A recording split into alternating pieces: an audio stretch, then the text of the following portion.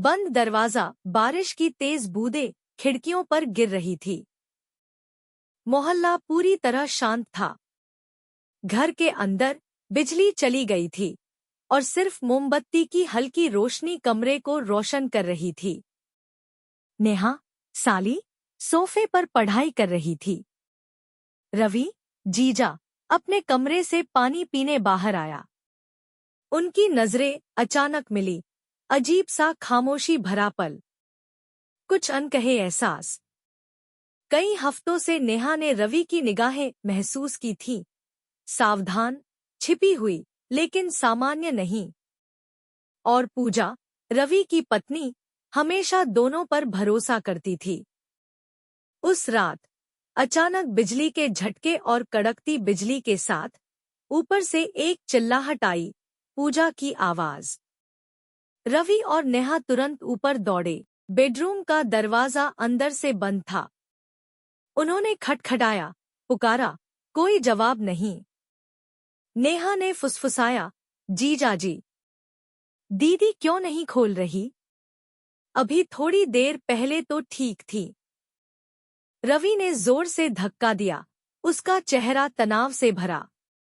अंत में उन्होंने दरवाजा तोड़ दिया। कमरा खाली था। बेड पर चादरें नहीं बिखरी थी।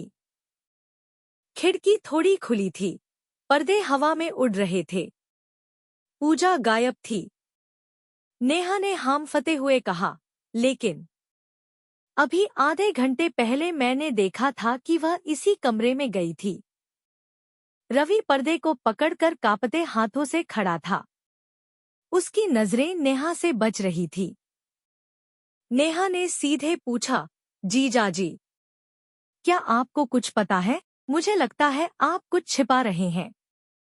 पड़ोसी भी इकट्ठा हो गए। पुलिस को बुलाया गया, लेकिन किसी ने नहीं देखा कि पूजा घर से बाहर गई। चर्चा शुरू हो गई। रवि और नेहा के बीच कुछ तो है।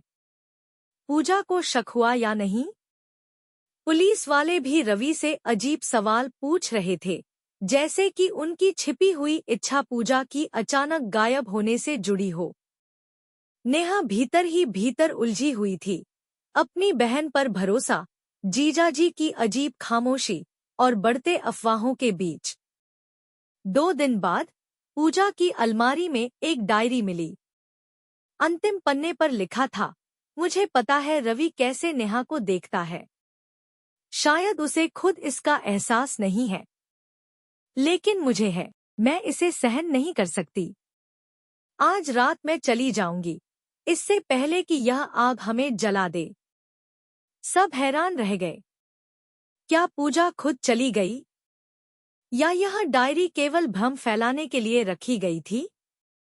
नेहा रवि की तरफ देखती रही। क्या वह सच में मासूम था, या उसकी चुप्पी में छिपी इच्छा ने पूजा को अंधेरे में धकेल दिया? रवि अकेले कमरे में बैठा है, दरवाजे की तरफ देख रहा है, जैसे पूजा कभी वापस आ सकती हो।